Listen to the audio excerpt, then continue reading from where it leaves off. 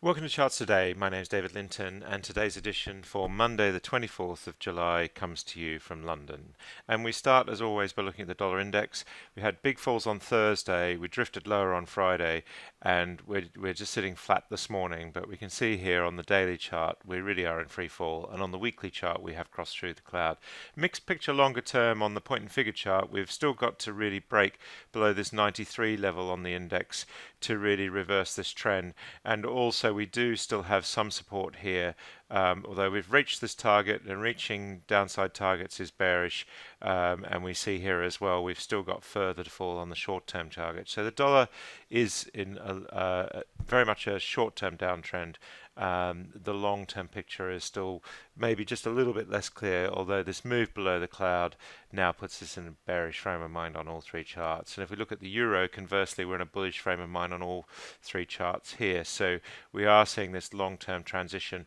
Most interestingly, we had downside targets on these two thrust columns. This one was taken off at the end of last week. So we're seeing now the removal of targets. So that's a really significant thing. Of course, we've still got this very big downside target, in fact two quite big downside targets hanging over us, and we have got long-term resistance. But for now, the euro medium term is embarking on a new uptrend, and we've got short-term targets of anywhere between 1.4 and 2.6%, so and multiple targets suggesting that we've got clear upside in the short term. If we look at the yen, dollar is falling against the yen again this morning, making new lows, so we are just seeing that dollar chart just weakening against the yen. Struggled to get through on the long-term chart, and so at the moment the yen has the upper hand, just all about weak dollar really, and that's filtering through to sterling as well, where we're seeing the short-term chart. We are just back above the 130 level this morning, but we are seeing the short-term charts is bearish, and the medium term is bullish. But we are just holding on sterling. We still do have multiple downside targets hanging over us. And against the euro, sterling is up this morning, but we are in a bear trend on all three charts, and we do still have significant downside here. Four downside targets all around, well, anywhere between 0.8%, 1.1, 1.2, and 2.5%. So significant downside there.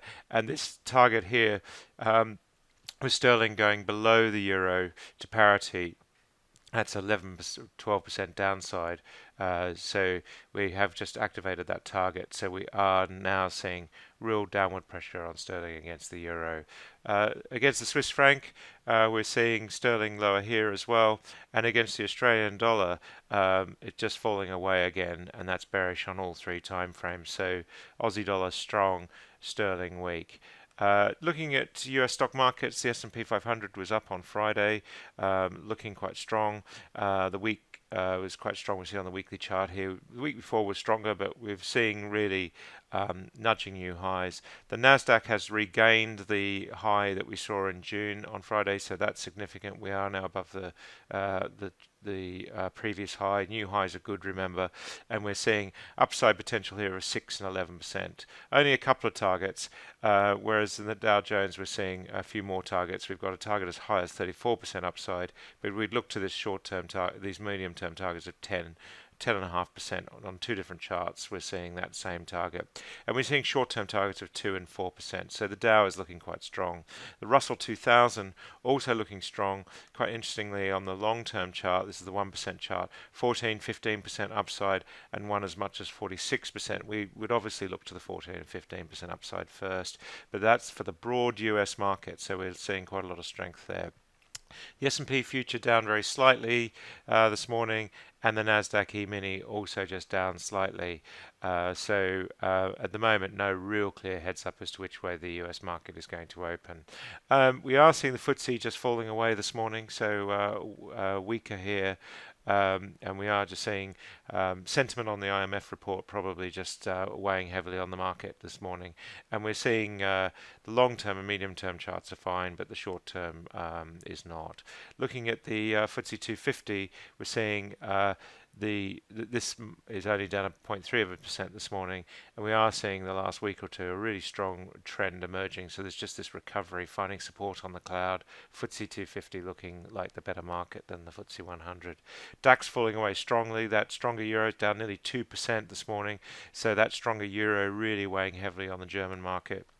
And if we look at the Nikkei, we're seeing also weakness here on the stronger yen.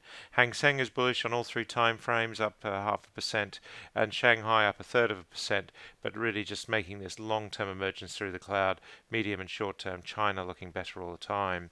And the Sensex market also looking pretty strong, probably one of the best looking stock markets globally at the moment, bullish on all three time frames, with upside targets on all three charts. The Australian market weaker on a stronger Aussie dollar, so we are just seeing that weak medium term and weak short term with downside targets of 1 and 4%, and this downside target not yet activated of 8%. There is support on these longer term charts, but at the moment it's pretty weak.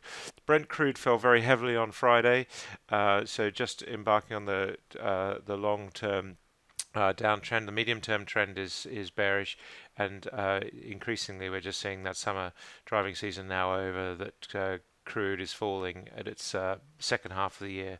WTI fell heavily as well on Friday, so we are just seeing this new downward leg gaining some momentum. The nat gas price below $3 at 2.94, so we're seeing that also just weighing. Coffee is up this morning about 1%, so we're seeing an improvement there, but most softs are down. If we look at sugar, down 1.3%. Just bullish above the cloud here, but the medium and long-term trends are bearish. Soybeans down again significantly as well, nearly 2%, 1.75%, and we are just seeing again turning bearish in the short term. Wheat hitting the floor again on the short-term chart with lots of downside targets, and corn much the same. We're seeing that bearish below the chart. Looking at gold, gold is down $1 at the moment, but the uptrend is in place. That weaker US dollar is helping gold having a resurgence here. See on the short-term chart, we do have these new thrusts going on, and we are just coming back into medium-term bullish. So gold is looking better again, but by no means is it a totally clear picture. And silver looking good on the short term, but the medium and long-term charts not looking as good. So if we look at the US Treasury yields, we just see that's bearish as well. Apple looking good, back above 150. Google nudging its new all-time highs. Amazon holding $1,000. Facebook had a great week. Results out this week, so it'll be interesting to see how that moves the price. And then Microsoft also looking strong, new all-time highs there as well. That's it for today. Until tomorrow, happy charting. See you then.